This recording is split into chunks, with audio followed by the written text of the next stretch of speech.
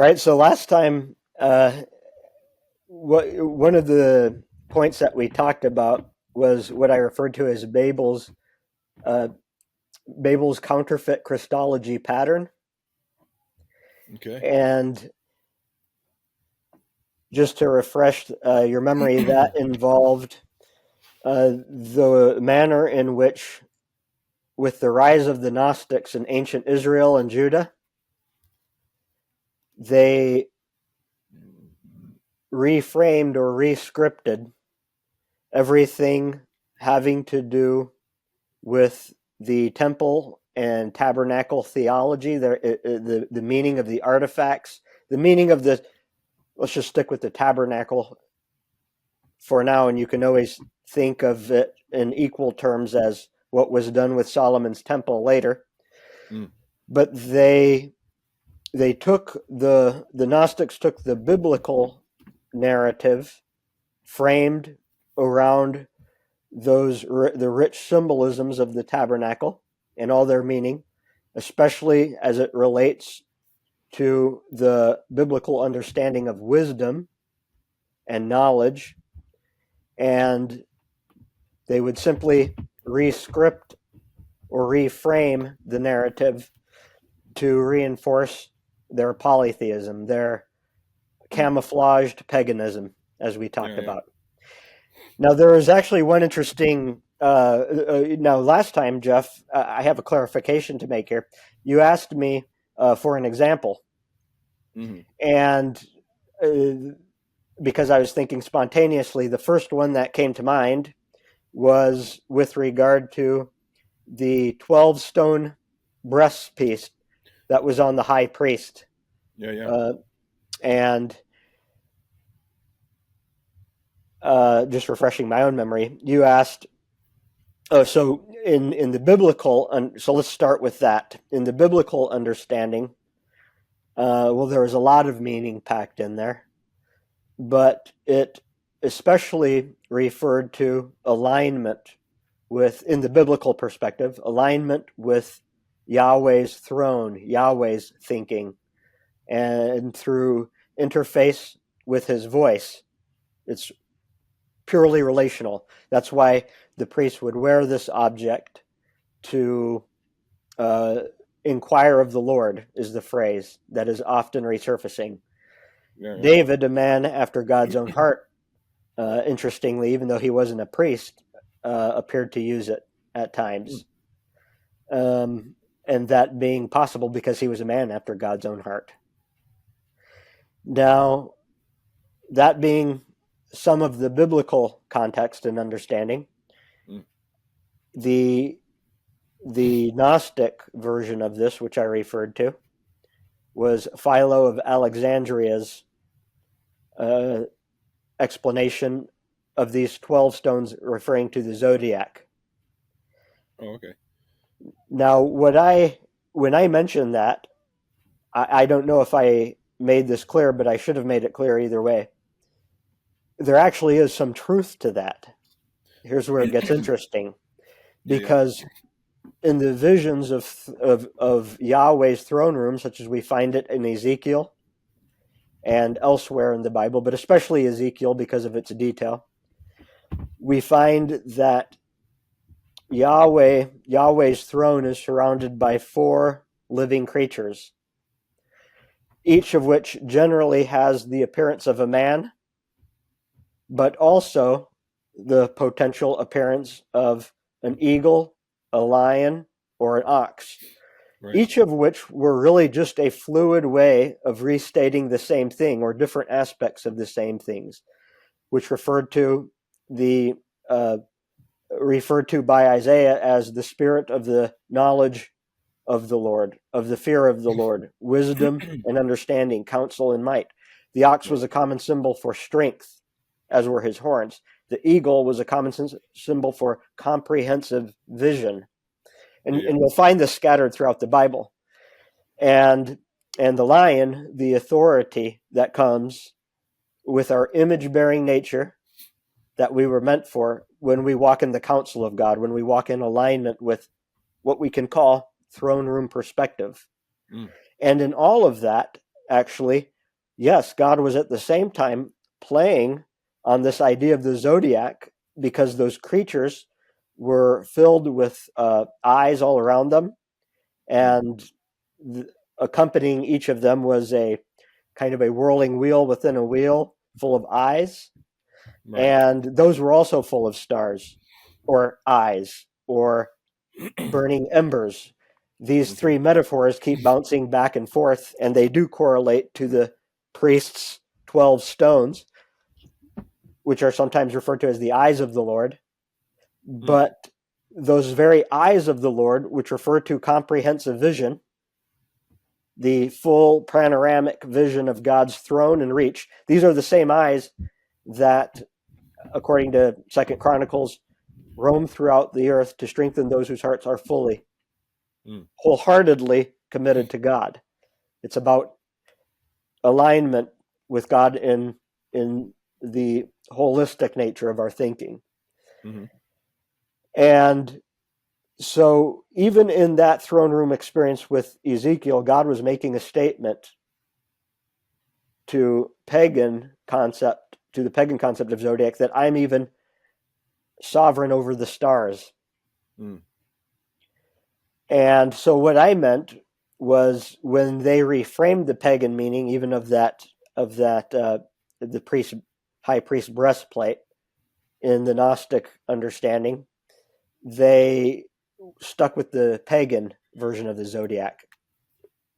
So it's kind of like going back and forth, because many of the symbols that God uses in the tabernacle and the temple are interactive with pagan motifs. In fact, even the cherubim, those are the four living creatures that surround his throne, were very well-known creatures in ancient Sumerian mythology.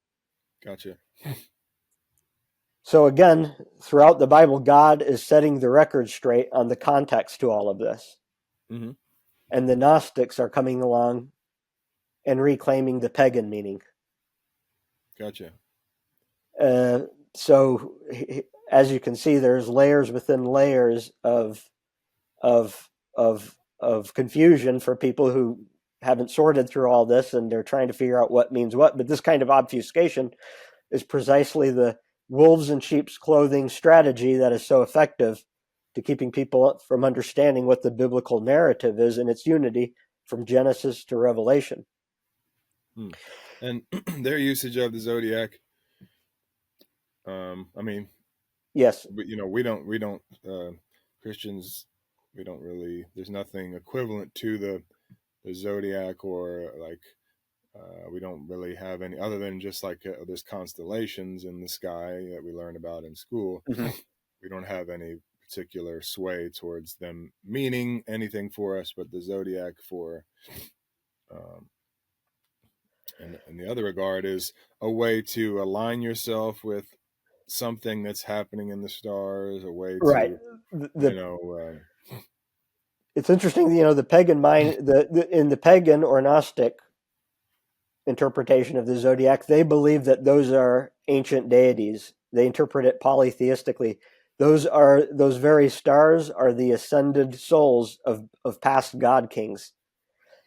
So there's actually this interesting overlap between the starry heavens, the starry abode of the gods, and the underworld dwelling of the gods. There isn't a whole lot of distinction there. Or there's this interesting, it's kind of the same realm, the same territory. Right.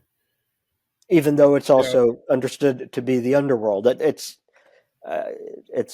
I know that connection reoccurs throughout paganism, but I wouldn't know how to quite make sense of it myself necessarily. Right. However, so what I was with that clarification, what I was going to say was when you asked for an example, the very first place my mind should have gone to was the throne of God itself. The throne is actually Yahweh's. Throughout the Old Testament and the Bible as a whole, the gradual visions of God's throne room, of his chariot throne, and yes, there's even a Hebrew word for it, the Merkavah throne, are part of his gradual disclosure.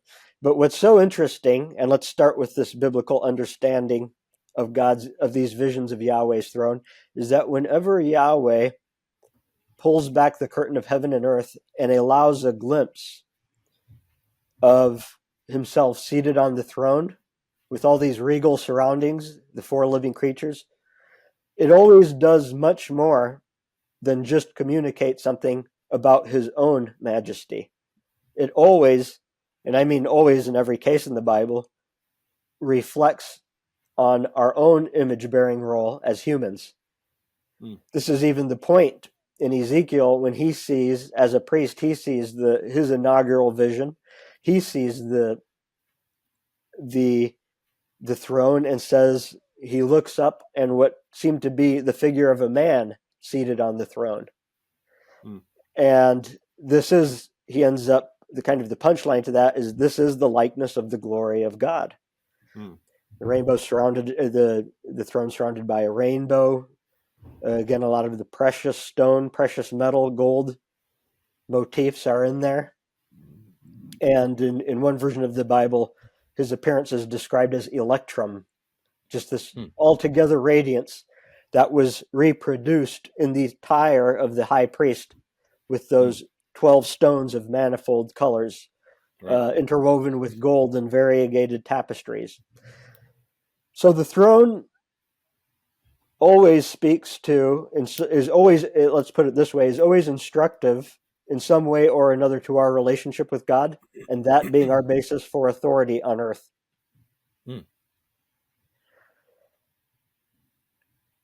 Now, it is this very topic of the throne that forms the backbone of Gnosticism as we know it. What later becomes known as Kabbalah had its original form in what they called Merkavah Mysticism.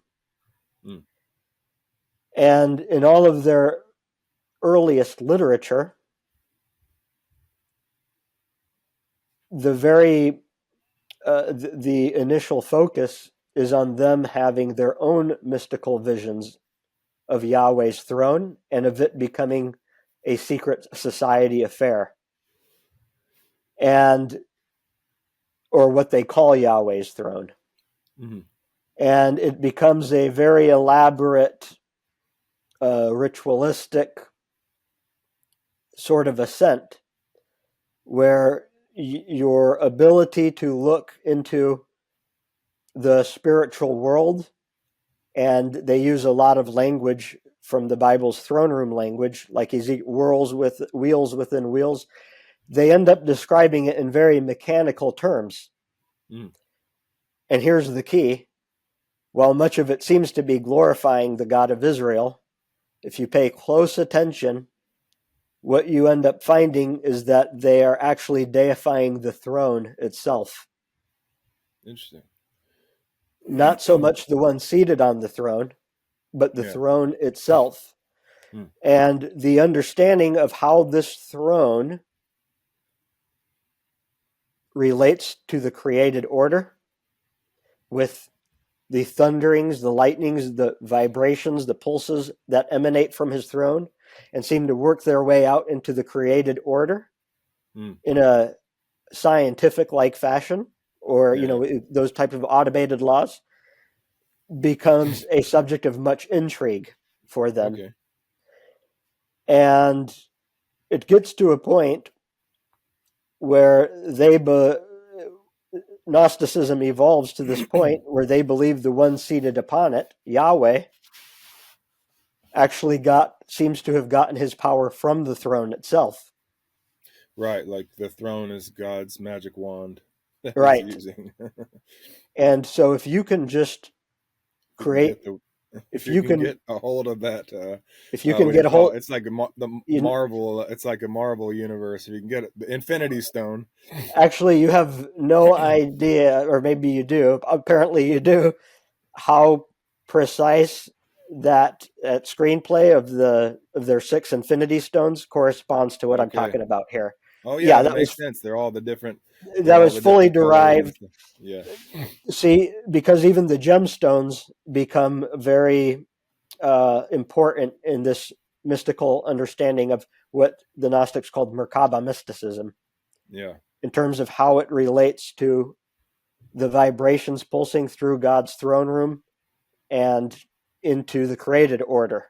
Right. Because what we're looking at, again, now to avoid confusion, even from the biblical perspective, there's a lot of apparent legitimacy to this.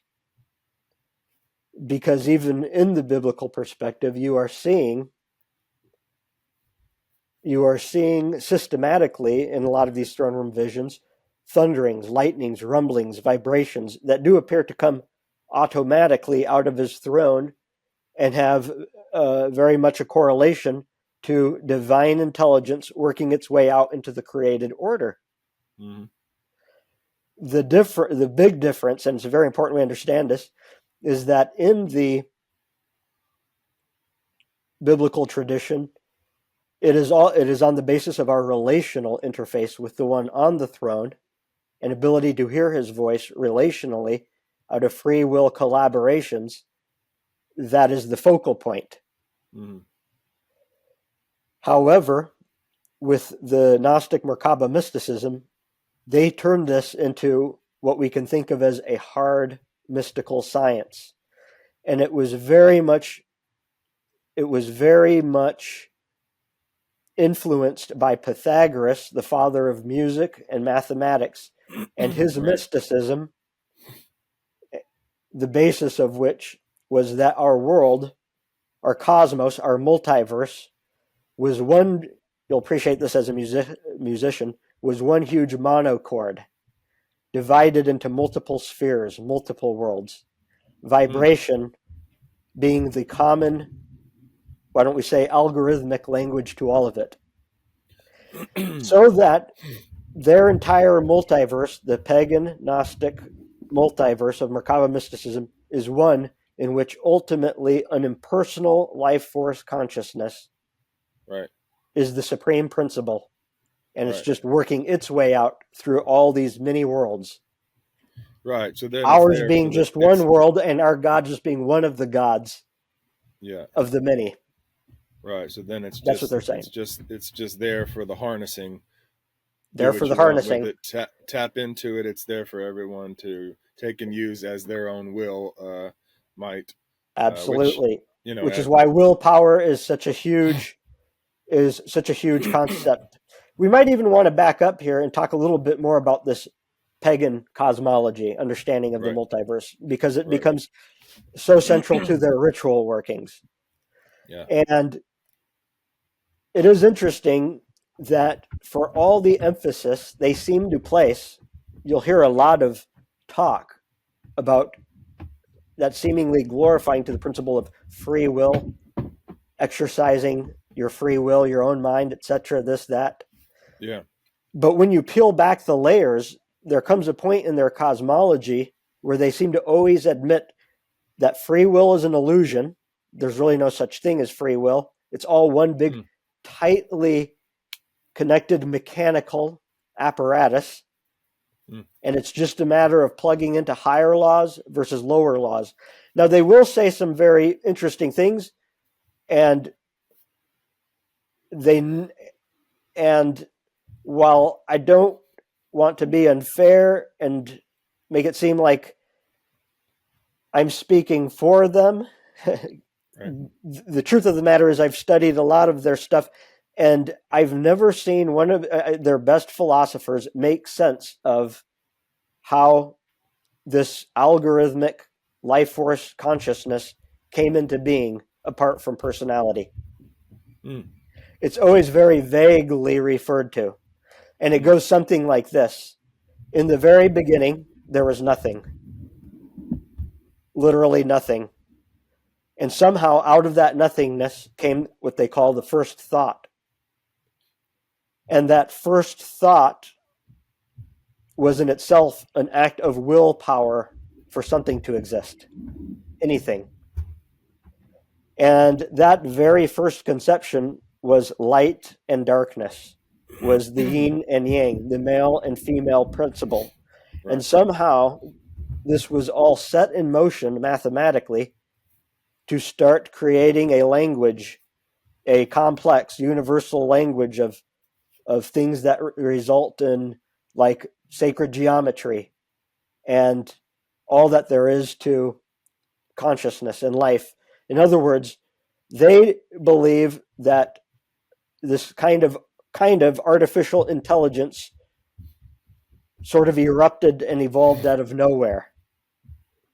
Right. And it is what's really interesting that in the pagan cosmology, and what I often refer to as Babel's cosmology, of the Sun and Serpent Mystery School, it is only in the lower worlds of vibration where individuated forms of consciousness that are legitimately definable as personalities, having things like self-awareness, emotion, the potential for selfishness, come into being. So from the beginning, the pagan cosmology is hardwired to prevent the ancient pagan mind from appreciating anything like the Abrahamic creator God, who is the supreme being and at the same time personal. So this is kind of what I was referring to, I think, last time when I said the idea of the Abrahamic God, who stresses the fact that he is the maker of heaven and earth and the seas and everything in them, of everything, right, would have come across as a mind-blowing concept. The fact that he's even loving and good, he has no darkness within himself, no need for darkness, even right, a kind of too good to be true understanding. But even Abraham's servant, Hagar, the Egyptian slave or servant girl, who is not noble born, is blown away to find that this God even hears her.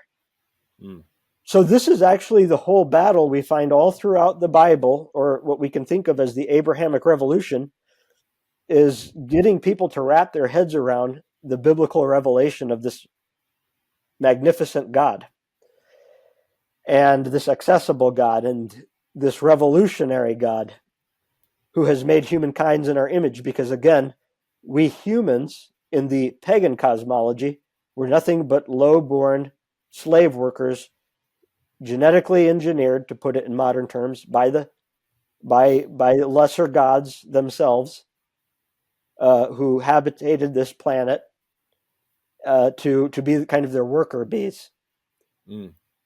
So here again, the throne room visions are always important because they don't only speak to the magnificence of God.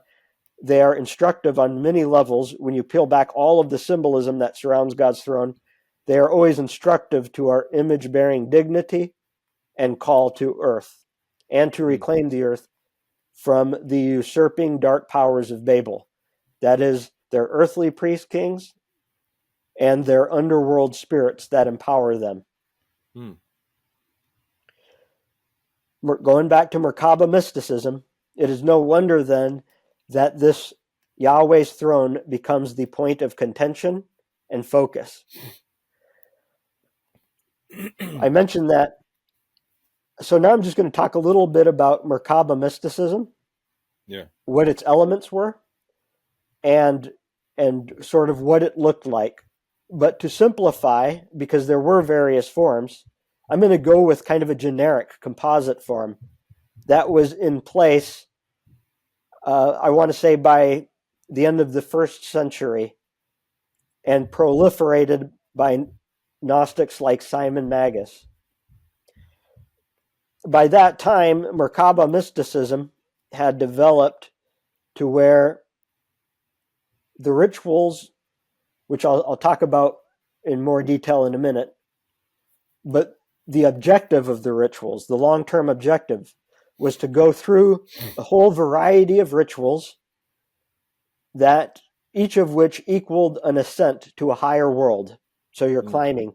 Or strangely, often they'll use the term descent into the lower worlds. Either way. But I'm just going to use the term ascent because either way they're thinking of ascending through higher realms of vibration. It's very vibration oriented because as they see it, here's an important point. they don't see magic as sheer superstition the way we've come to in the West. Magic is merely science applied to the higher realms, and that's what enchantments are. That's what rituals are. Gotcha. What these rituals do, in effect, in scientific effect, is help them climb to higher levels of vibration, at which point, at each point of which there's like a gate and an angel that they must appease. And the rituals are meant to appease these angels, these guardian angels, and you go all the way up to essentially to occupying the throne of Yahweh. Okay. And commanding the powers that are in the sacred name Yahweh, which means I am that I am. But by the time the initiate has reached that level, this is no token of honor to the Israelite or biblical God, because they believe the biblical God stole that title and just used it for his own purposes. So now they're kind of reclaiming it, and they see it as the key of the life force, I am that I am, that can supposedly turn all, it's the key to all keys. It's the master key, vibrational key that can give you power over all of the orderings of creation that are subject to that name. Right. And even in some ancient Merkavah mysticism scripts, they talk about this name being all, that the God who is enthroned has himself cloaked with this name on it, Yahweh, and the name and the cloak are vibrating emanations, and that sort of thing. So that's the objective. The objective is to get to that place where you're kind of enthroned. Now, as you're going up, ascending these worlds, you have your own miniature throne, your microcosmic throne on the way up. And these rituals are about generating that. So now I'm going to go into more detail about what these rituals looked like. Here's where the practice of what is commonly known as sex magic comes into play. Right. And this too involves many forms, but in essence, the basic idea of it, and we'll just stick with the standard form, which was heterosexual, was that they would engage in sexual activity without climaxing for a prolonged period. And they believed that by that's where the Kama Sutra. Right. This is found in every ancient culture, really. Yeah. It is believed. What's the purpose of that? It's believed that when you are engaging in this act, you're summoning the strongest human emotions possible. The really the strongest force of a living nature, a life force. And all of your fleshly faculties are on the one hand present, and the ingredients are all there, all of our deep desires and carnal impulses. But on the other hand, they're being tamed by an opposite force, which is willpower, the power which sets us above animal nature. So that when, for a prolonged period, you have these two opposing forces in combination, and these are also conceived of or thought of as male and female forces working together, which are present in an individual regardless of their gender, because they believe that gender was given to us as a prison system by the false god or by the demiurge. Right.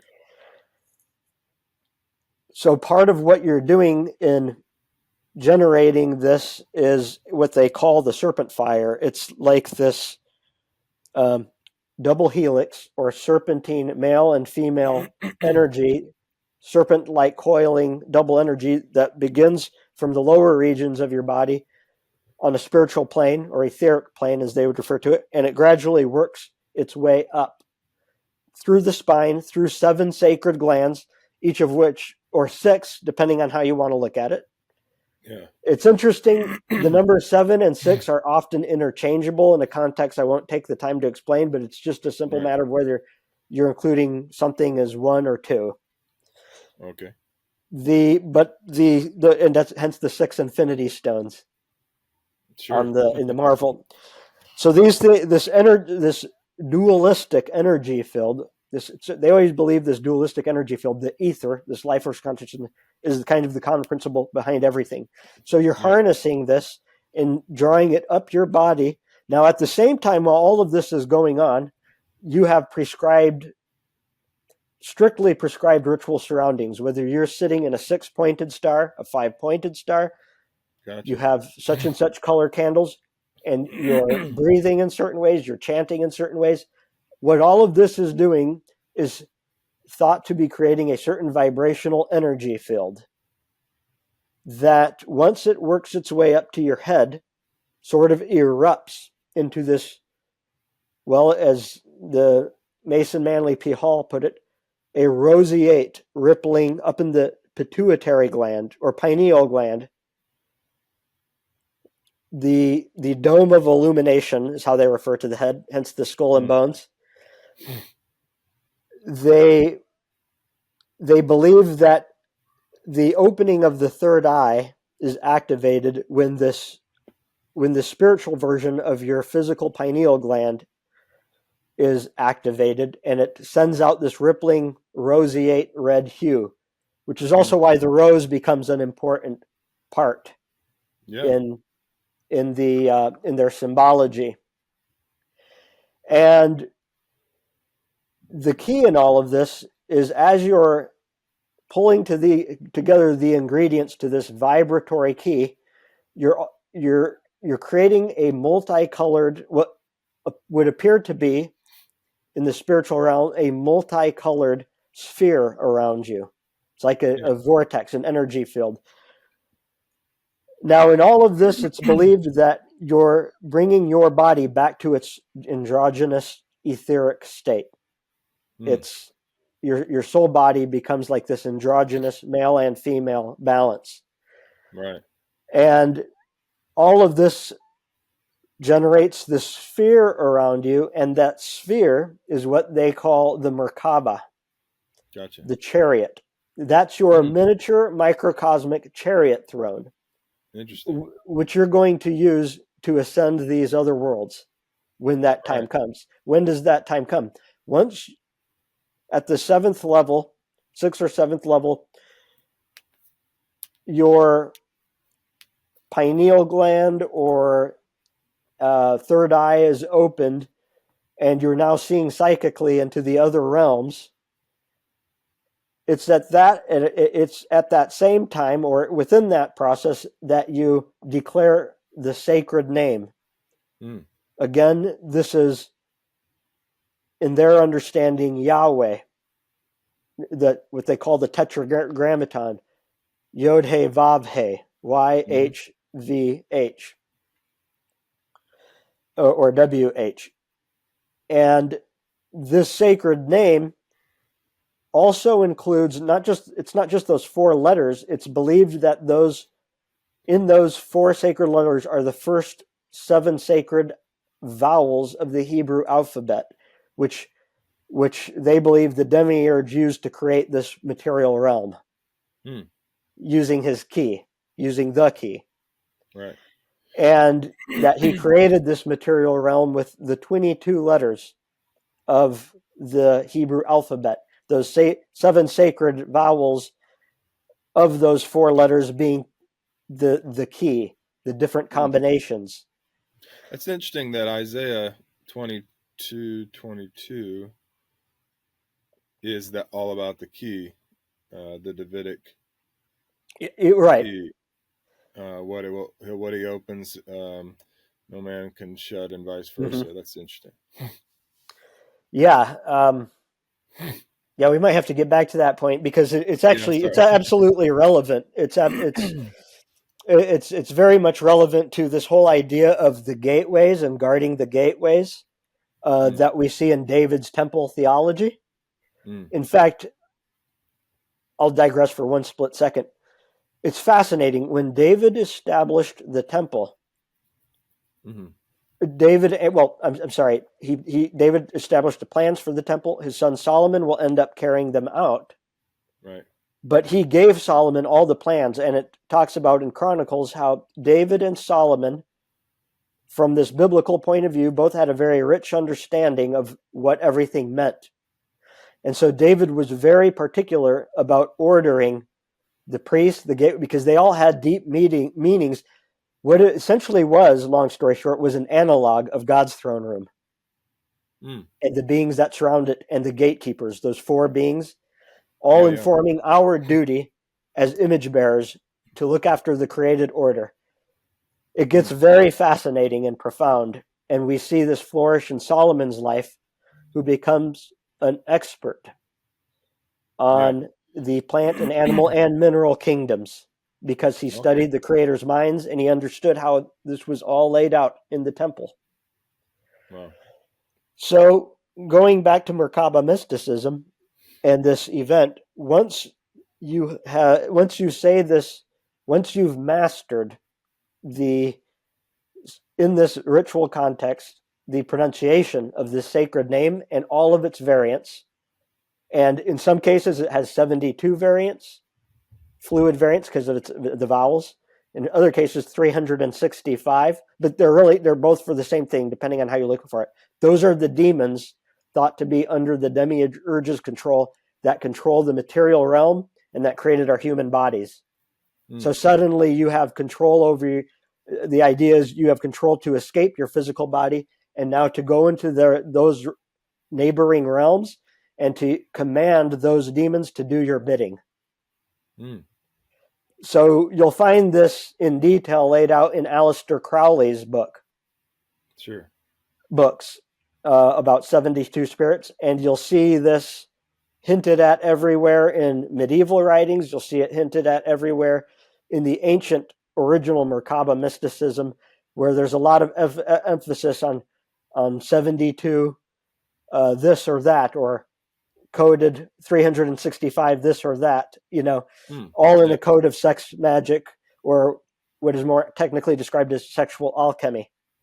Okay. So all of the and there's a lot of this that's actually implicit in the Ezekiel 8 scene, where Yahweh is livid because this is all these sort of equinox and solstice rituals are taking place in his temple.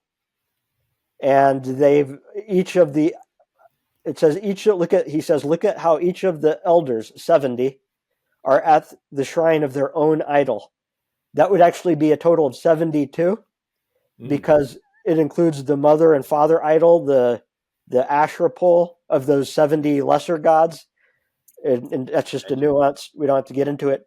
But yes, you see this consistently, and the word and also in Pythagoras.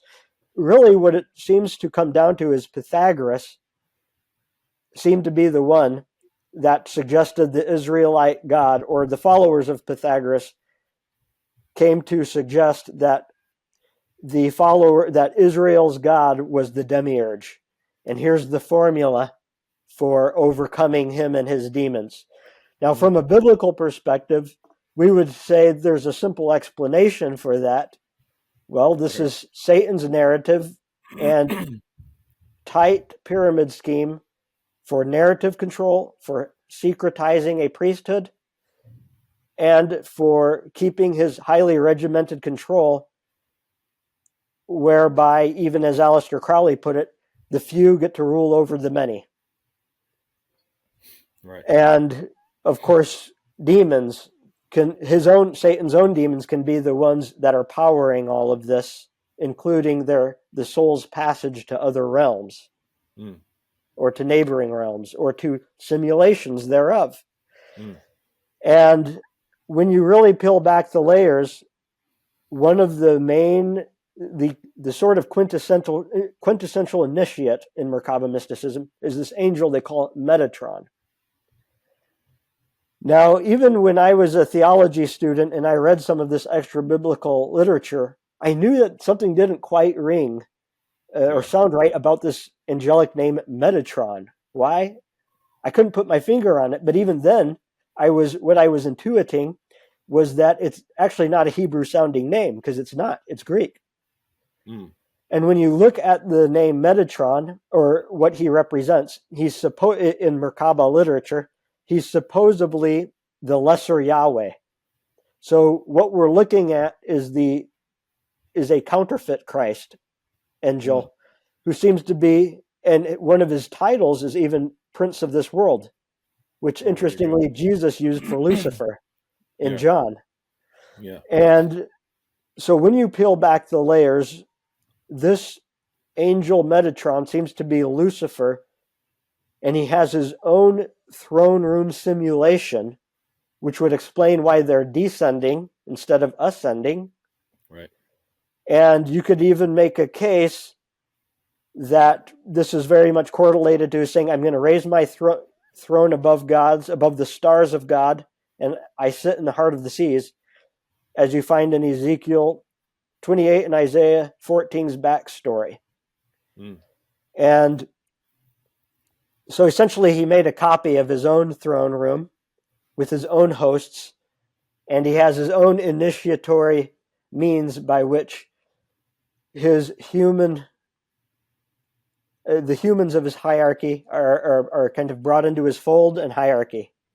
Right. And it would be a fairly... Now, the interesting thing about all of this, and this was the point I was working toward, the message that is both subliminally delivered but also blatantly delivered in many cases is the Gnostic idea that the God of the Bible, Yahweh, or the demiurge as they put it, being bad, is the bad guy who's opposed to science.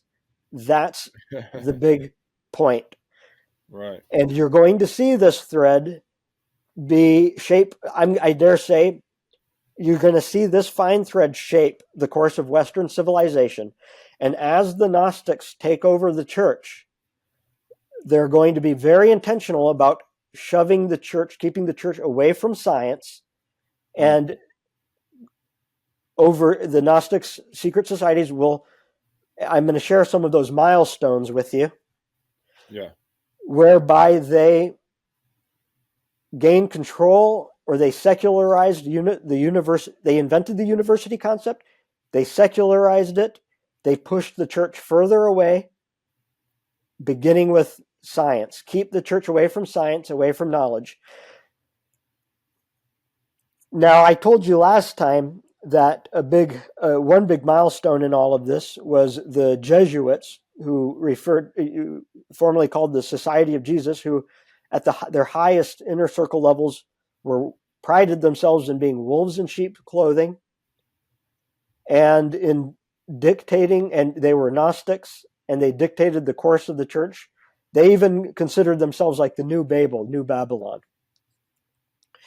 And so whenever I talk about the Jesuits in this context, I'm not talking about their foot soldiers who might not be understanding of these things. I'm talking about the inner core Jesuits who are pulling the strings and really organizing academic culture. And they had this technique called learning against learning, and it's how you keep the common people confused. Now, the Jesuits were even formed with the goal of, we got to keep the common people confused.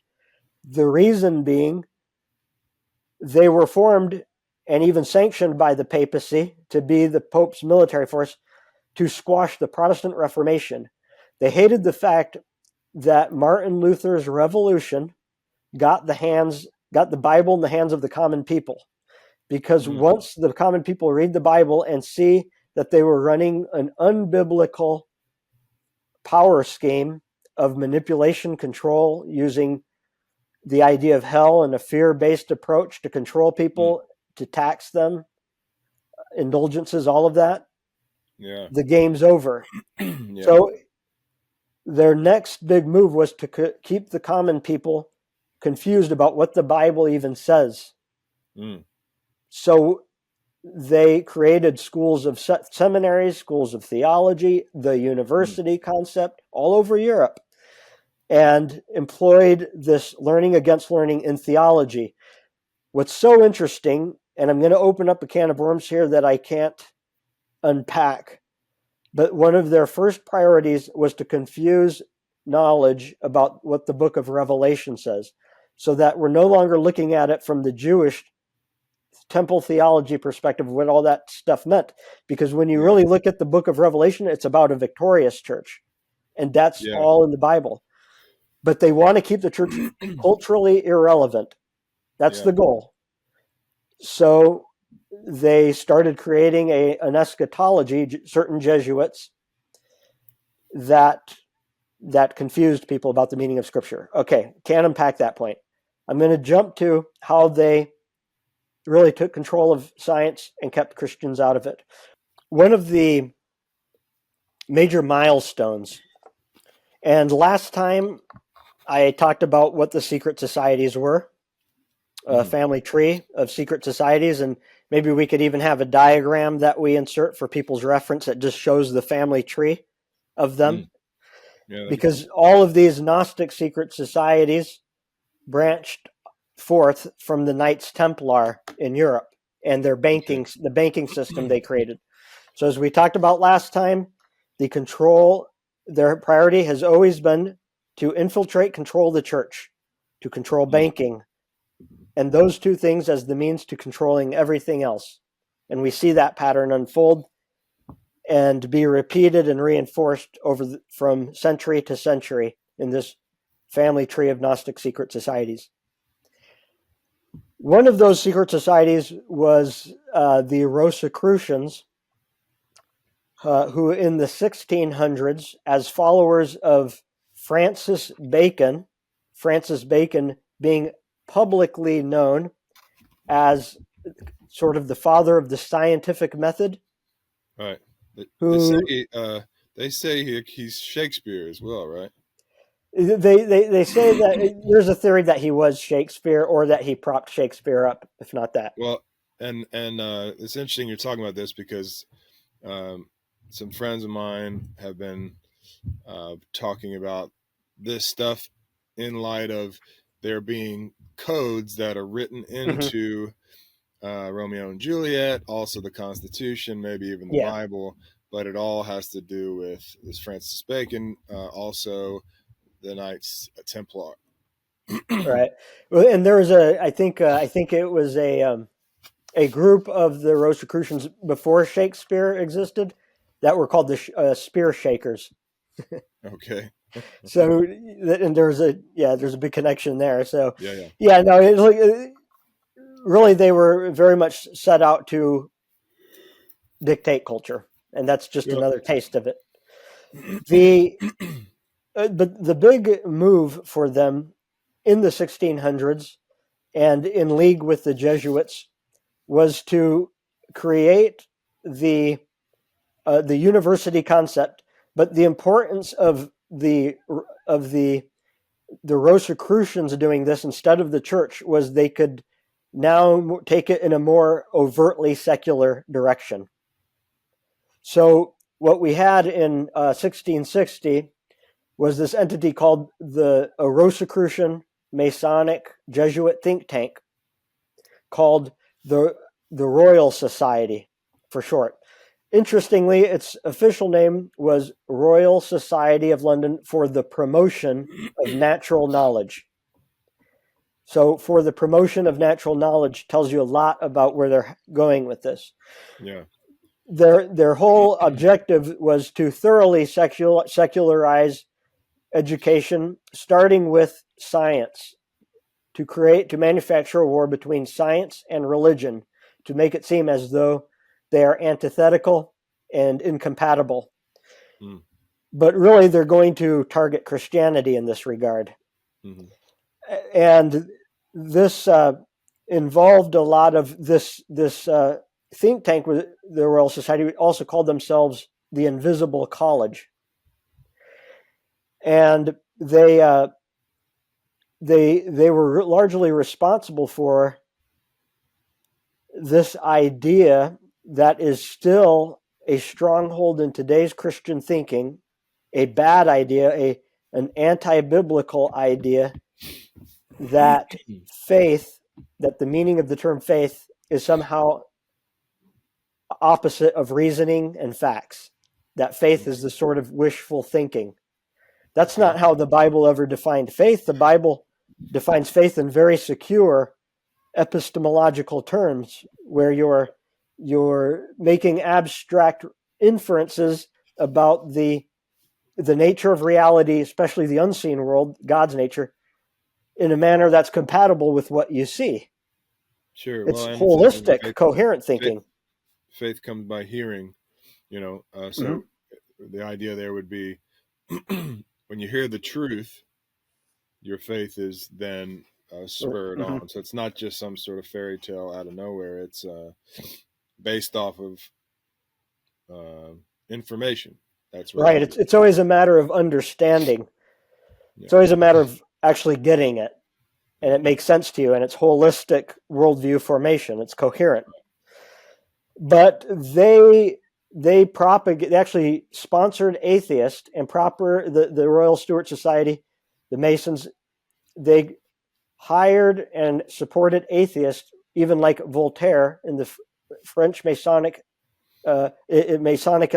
Revolution, to reframe this whole idea of faith so that it's something at war with reason, with facts, with hard data.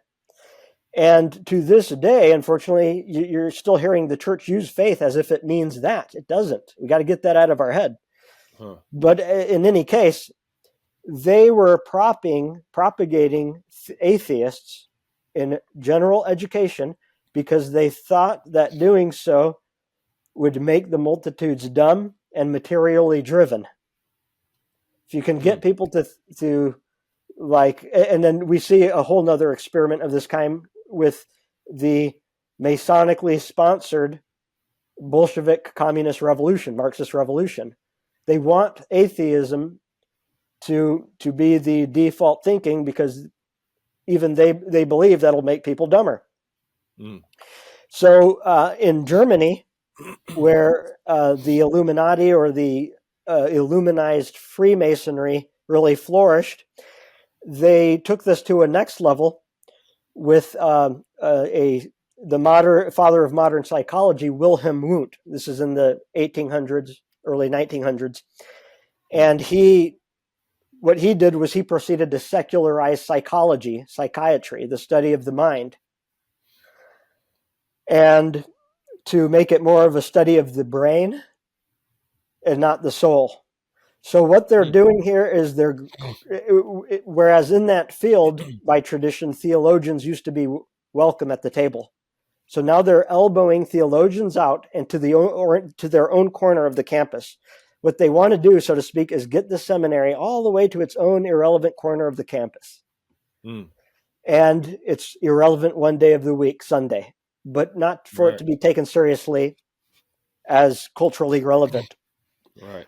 And this guy, Wilhelm Wundt, is very important because, records that were eventually uncovered show that he was directly connected to a series of mentors and professors who go right back to the original Bavarian Illuminati. And this was always their agenda, to secularize education.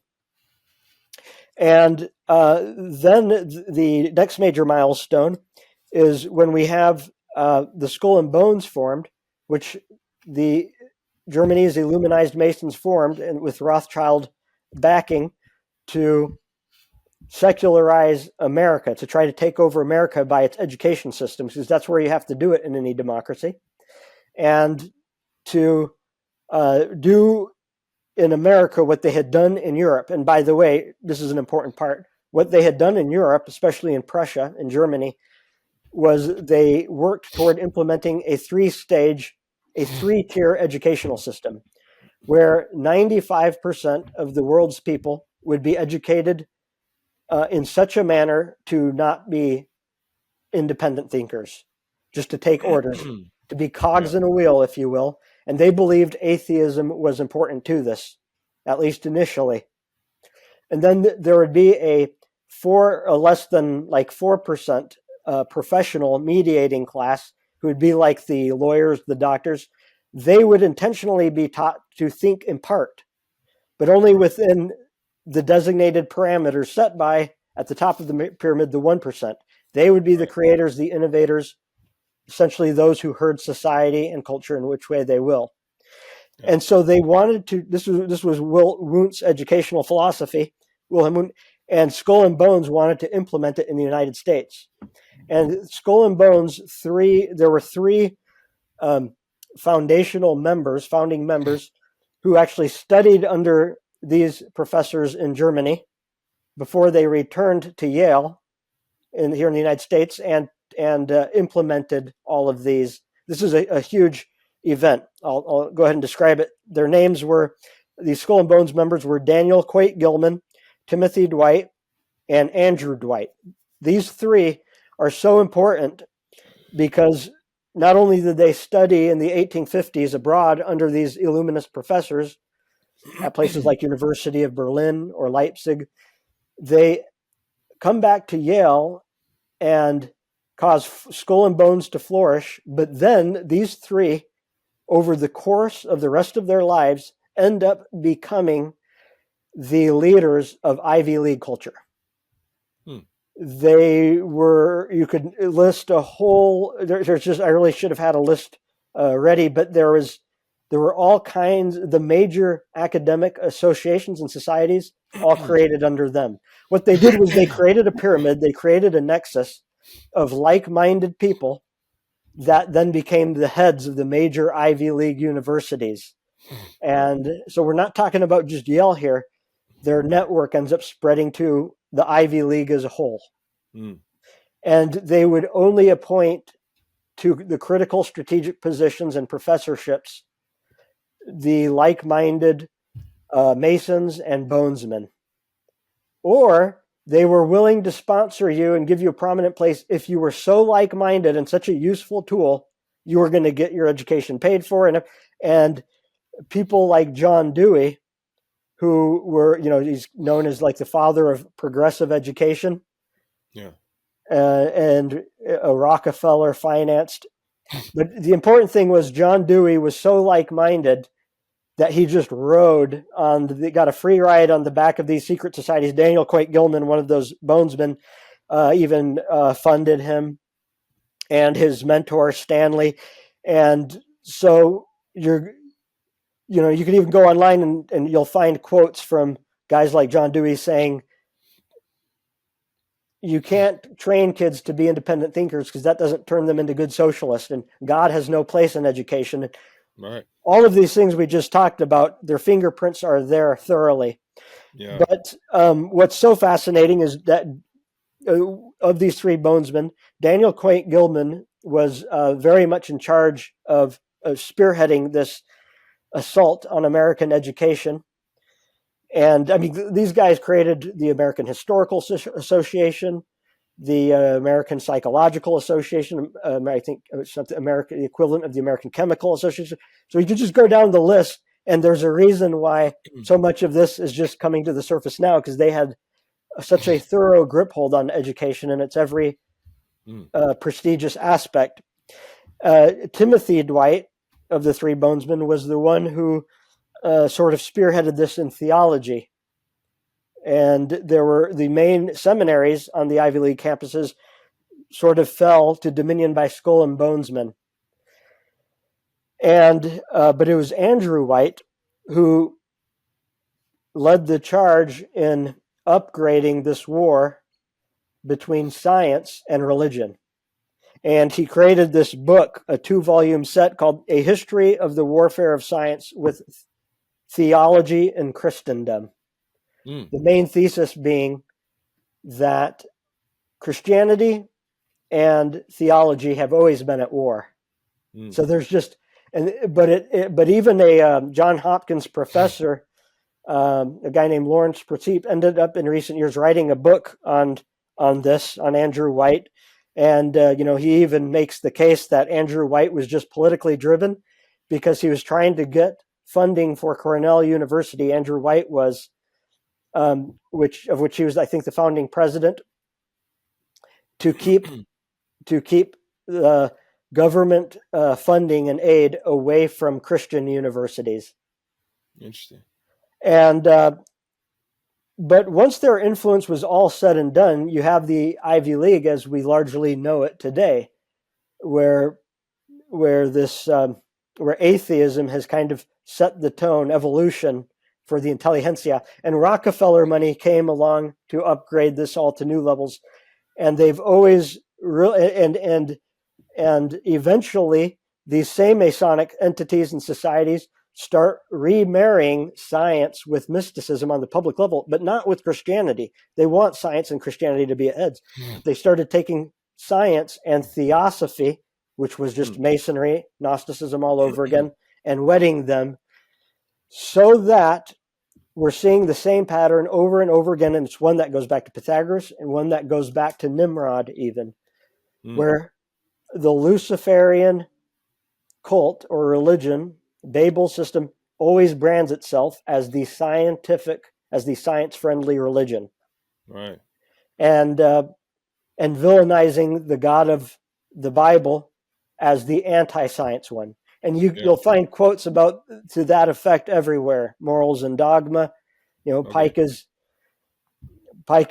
always lambasting the God of the Bible as anti-scientific, as the one who sent the flood, as the one that's opposed to human progress. Right. And he's just reiterating what has been the thread all along. And the reason this is so profoundly relevant to what's going on in our times right now is if you peel back the layers of the individuals who are right now leading the charge on UFO and alien disclosure, who have caused the subject to go mainstream. I'm talking guys who have made their rounds on mainstream media, like Louis Elizondo, David Grush, doing so in a whistleblower capacity. They're actually connected to a tight circle of men who, since the CIA's founding in the Cold War, were Masonically sponsored in secretizing the UFO technology, the German scientist, and really everything I just described, this Gnostic mysticism that's at the center of it all. And those same individuals are now promoting Babel's point of view. And if you listen to their comments, they're constantly making subtle remarks of pushing Christianity away as irrelevant and as, well, this is just the new intelligentsia, the new religion of the ages. When in fact there's nothing new about it except its scientific upgrade in vocabulary and in terms. Right. But they're always referring to matters like vibration, and really just you can recognize this ancient cosmology and everything, the pagan cosmology and Merkavah mysticism.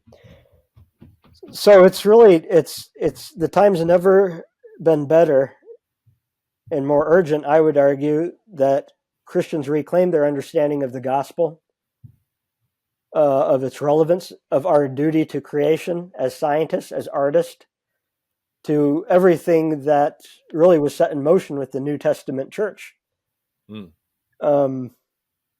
But I think I'll just go ahead and let you say what's on your mind now.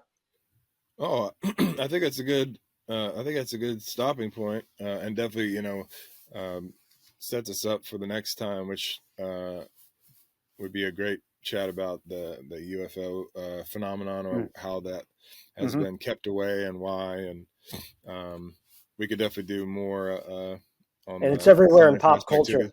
They're inundating our children with it. Yeah, well, one thing that made me think of when you were talking about the whole throne thing, was it Jay-Z that had the album called "Watch the Throne"? And it was highly esoteric, highly highly symbological. Is that the word I'm looking for? Drenched in symbology. But that's the first time I'd ever heard that with regards to like something that they could tap into, something Mm-hmm. that's like accessible. But again, if you Enthroning have any, yourself. yeah, if you have, But you know what's interesting is even in the Bible, again, we're seeing God when He create in the book of Revelation. Part of the punchline is we are enthroned with Him in heavenly places. You have the 24 elders, yeah, and it talks about how those thrones were set in place in Daniel with the new covenant. yeah, And so everything is merely a twisted redirection, reframing of right. of what God's giving us anyway in Christ. Well, and if you just read the Bible, you'll see very quickly it's just Lucifer at work. It's Luciferian. It's either it's pretty dual existence. Either God is God, and it's His will that is the one that you should submit to, Mm-hmm. or you want to usurp that and put your will in place because you're Mm-hmm. jealous or think Right. that, but and so you just see this. If you have that basic understanding of a Mm-hmm. biblical worldview, you see, oh, this is just Lucifer at work trying to seduce men who he hates because they've been given the image Mm-hmm. bearer quality, Right. which is where Mm-hmm. the qualm came in from the get-go, and then using what he knows about how things work to usurp it Right. and twist Oh, it, yes. and get people to think they can achieve something on their own that they're actually already have in Christ, in Right. God, by just submitting themselves to but doing what Jesus did. I only do what I see my Father doing. I Right. only I, say what he. I'm glad you mentioned that. Speaking of a good note on which to end, and which I Yeah, should have included from the beginning, is Satan was in an ideal, advantageous position to reframe this cosmology, to weave it together with his understanding of the created order, or his yeah, knowledge of the created order in certain respects, with his cosmology, because he used to be, according to Ezekiel, a guardian cherub. He had a very right, close place in proximity to the throne. And what's so fascinating is those priestly stones that we talked about. There were 12 of them on the high priest. But in Ezekiel 28, it points out that 9 of those stones once adorned Lucifer. hmm, And there's a very interesting quality about those stones when you look at the science of them that even science has recently discovered. Uh, I won't get into it all, but suffice it to say,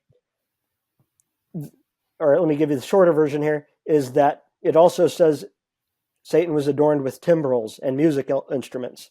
So we have this motif of light and right, sound in the right, thunderings and lightnings that issue forth from God's throne, and how they work their way through these cherubims. yeah. So it's conceivable that Satan had a very unique understanding of how the created order worked on a Well, it scientific sounds level. like it sounds like he used to be, like my understanding. There's a guy, um, oh gosh, Robin Bullock. He Mm-hmm. talks about how Lucifer, what he used to be, was basically he was the instrument of God, in how, like, basically God would give them he'd give him the instructions, and through him, sonically, things came into Yeah. being. And what's so Until he says, okay, I'm going to create man now. bingo. And then he goes, wait a second, that that is something that I'm not. This is above me. Mm-hmm. I want to be that. So, and the way that Robin Bullock puts it is that verse where I'm going to exalt myself over, is like he was told to sing this other song, but he sang this one, which glorified himself. And then Mm-hmm. that was when he was cast out, and whatever. I Mm-hmm. don't know how Mm-hmm. theologically accurate that is, but that would It's be the it's understanding of, like, conceivable. his jealousy of Mm-hmm. this thing that's would be us, that's actually created in Mm-hmm. his Right. image, his endowed with all these things that the angels are not, Right. and he was jealous of it, and then Right. so that's what has caused him to go on the pursuit that he has all the way back to the garden, to usurp Mm-hmm. Mm-hmm. the idea of trust in God, his goodness, and this other secret way. Mm-hmm. And then you just see, yeah, it's like like my wife and I had a conversation the other day about the nature of evil, or people that would subscribe to evil. And I basically made the case that, like, I don't think any human all the way up to the top actually subscribes to evil for the sake of evil. Mm-hmm. I think they've got the right narrative. They Mm-hmm. actually think they're in the right. They think what they're doing is correct. And You know what I mean? that's so profound. In Nimrod, as well as Lucifer, we see this mentality of wanting to dethrone God. I think that a lot of Satan's lies he actually believed, what you're Sure. saying. Why And would you? It doesn't make sense. It does. It's that the concept of Lucifer has always Mhm. puzzled me, because it's like, what, especially for so many thousands of years, you are the leader of the losing Mhm. team. Mhm. It doesn't make sense as an existence. Right. He It's a believes he can win. futile. That's a sure Mhm. heck of a lot of work to go to and to know your who actually is in charge. You know, Right. but you must think that you are in the right. You must Right. think that you could Mhm. present an alternative way. You must Right. Mhm. have some sort of knowledge that would lead you to believe, I can tap into this as well. You know? Right. Right. Absolutely.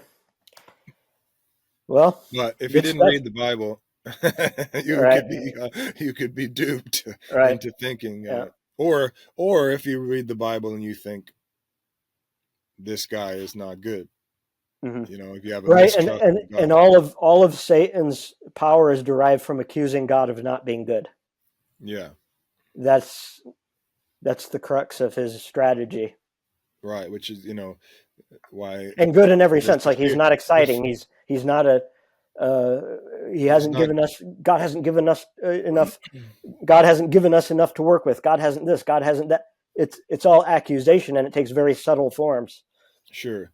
Which is why the fear of the Lord is the beginning of Mm-hmm. wisdom would Mm-hmm. have to be the foundational principle, or Mm-hmm. you're off at the and like, you either God is God, or, you know, Right. then you're off on some other journey Right. that's just this easily becomes this other, you know, Mm-hmm. thing, which is disguised in a lot of different ways. As you're unpacking it, I'm finding, like, okay, yeah, it's in the secret societies and the upper echelons, but you find it in everything, Mm-hmm. Oh yeah, they've all kinds permeated of ways. culture. Mm-hmm. Yeah, Right. Well, sounds good then. solid.